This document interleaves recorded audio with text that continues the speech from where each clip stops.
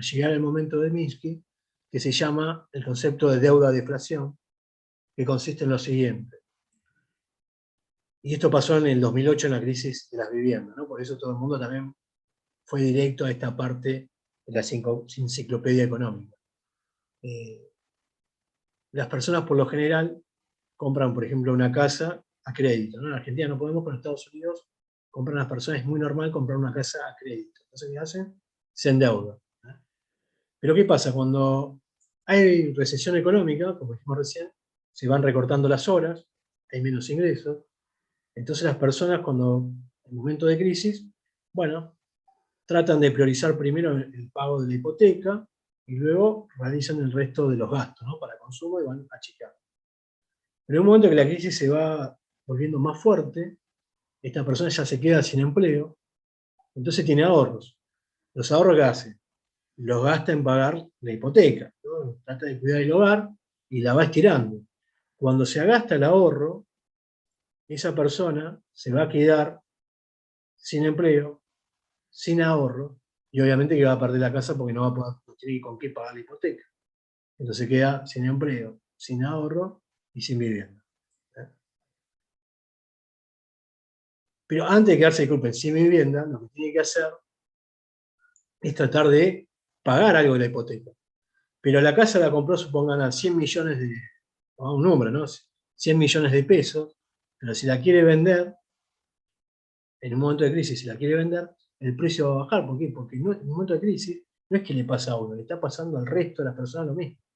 Entonces hubo un boom de los créditos de la vivienda, como por en Estados Unidos, y a todo el mundo le pasa exactamente lo mismo, el ciclo lo mismo, recorte de horas, recorte de ingresos, quedarme sin trabajo, y bueno, mirá, ahora me quedé sin ahorros, tengo que vender la vivienda y tratar de cubrir algo de esa hipoteca que tengo. Entonces, ¿qué pasa? Bueno, el precio de la vivienda cae. La persona la compró en una burbuja, seguro, a un precio muy alto, y ahora la tiene que vender a un precio muy bajo, ¿no?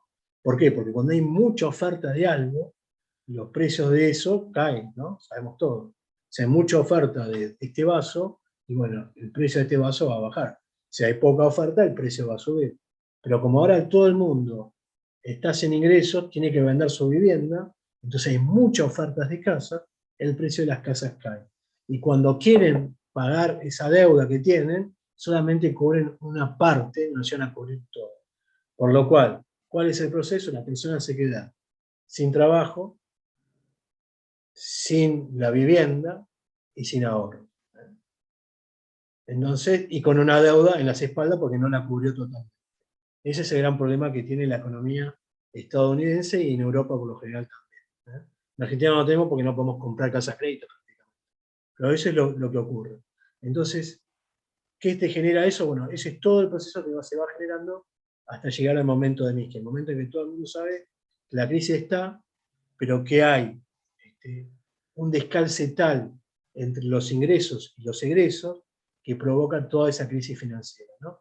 Porque cuando la persona no puede pagar más y dice, bueno, ya está, perdí la casa, me quedo endeudado, si la deuda tenía con un banco, esa deuda ha sido recuperable, por lo cual el banco va a ir a quiebra, todos los acreedores del banco también van a ir a quiebra, y eso desata toda la crisis financiera que viene atrás.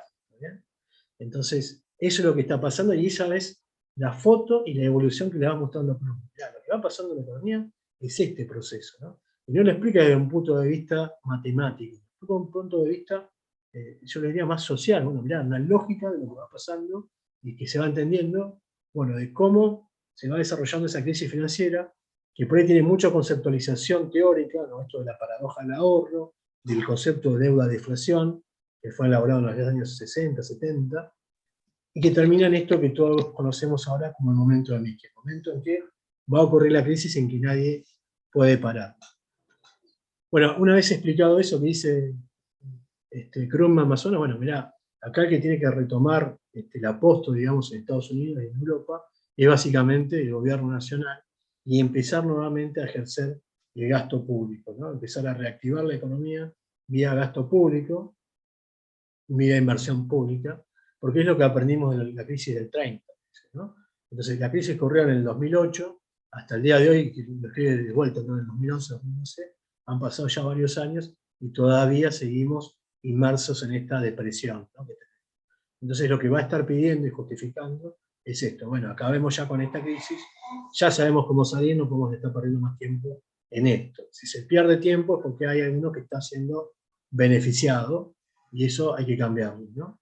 Entonces, yo le marcaría estas tres etapas, el capítulo 1 y el capítulo 3, donde Krugman destaca primero el hecho de enfocar en el capítulo 1, enfocar mucho el tema de los hogares, donde analiza quiénes son, desde la pirámide poblacional, quiénes son los principales perdedores en la crisis, que son ustedes, los estudiantes universitarios, la penalidad que tiene Europa con relación a Estados Unidos, y ya en el capítulo 2 explica la trampa de la liquidez, explica la paradoja del ahorro, y en el punto 3 ya va a explicar el momento de Minsk, ¿no? Se va a meter de lleno ahí, en todo este proceso que le fue explicando, de cómo se va desatando, ¿no?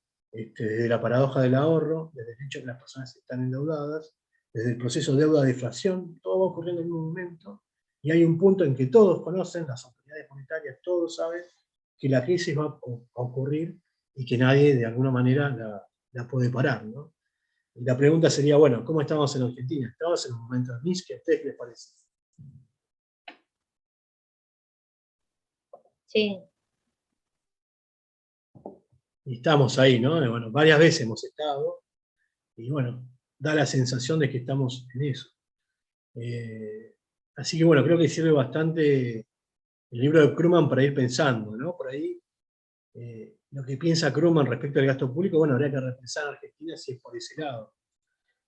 No sé si están así, ¿no? Tenemos un gobierno nacional que está muy endeudado, tenemos un gasto público muy alto, pero que alto en el sentido de que se paga mucho de jubilaciones y pensiones, ¿no? La mitad del gasto público es eso prácticamente, y lo que le queda al gobierno en sí para hacer política es muy poquito, inclusive si lo comparamos a nivel internacional. Pero bueno, la verdad que tiene las cuentas financieras están bastante complicadas, tenés un endeudamiento que no es sostenible, que prácticamente Argentina no se puede endeudar dólares como lo venía haciendo, y alguna alternativa tenés que buscar, ¿no? Entonces, bueno, si no podés vía política fiscal, bueno, ¿qué otra alternativa te queda? Y bueno, pareciera ser que tiene que ir por el lado monetario, ¿no? Pero bueno, por el lado monetario, ¿cómo sería por el lado monetario? ¿Emito dinero y se lo doy al gobierno o emito dinero y doy créditos, ¿no? Bueno, creo que esa es la cuestión, ¿no? En tratar de esquematizar cómo se reactivaría la economía en Argentina, ¿no? ¿Cómo reactivaríamos? Porque lo está hablando, Krugman es esto, ¿no? ¿Cómo reactivamos? Acá ya no hace falta que miremos cómo están los hogares en términos de ingreso y de hora. Eso sabemos que eso viene muy mal, viene muy para atrás. Inclusive si miramos el dato de pobreza es tremendo. Entonces la cuestión está, bueno, en cómo reactivamos. Bueno, vía gasto público, pareciera ser que viene medio complicado. Bueno, entonces tendríamos que ir vía política monetaria. Y bueno, vía política monetaria, ¿qué es lo que tendríamos que dar crédito? ¿Qué es lo que nos está faltando? Bueno, pareciera ser que lo que le está faltando es lo que a otros muchos le está sobrando, ¿no? Por ejemplo, en Estados Unidos, los hogares, una deuda de los hogares es prácticamente del 84-87% del PIB, ¿no? En cambio, en Argentina, el endeudamiento de los hogares debe ser entre el 7 y el 9% del PIB, muy bajito. ¿Y eso por qué? Bueno, porque como decía, en los hogares de Norteamérica, básicamente tienen tres componentes muy fuertes, que son endeudamiento para comprar la vivienda, el endeudamiento para comprar un auto, y el tercer componente sería el endeudamiento para los estudios, principalmente todo lo que tenga que ver con estudios universitarios, ¿no? Ustedes, por suerte, viven en Argentina, donde hay muchas universidades públicas. En Estados Unidos hay universidades públicas, pero igual hay que pagar, en algunos casos, y si no, son privadas. Entonces, por lo general, las familias lo que hacen es tomar deuda para pagar esas carreras universitarias. Hace un par de años atrás escuchaba una locutora de radio donde contaba que era chilena, una chica que trabajaba con Andy Kuznetsov, no me acuerdo el nombre, que era chilena, y ella contaba que también, ¿no? Que en Chile las personas se endeudan para pagar, para pagar sus estudios, ¿no? Inclusive si googlean van a encontrar que el presidente de Estados Unidos, Barack Obama, terminó de pagar su deuda, creo que le hizo dos carreras, su carrera universitaria, la deuda que tiene por su carrera universitaria, cuando era presidente. Entonces, imagínense si Barack Obama termina de pagar la deuda que asume para estudiar siendo presidente, De ahí para abajo el resto como está.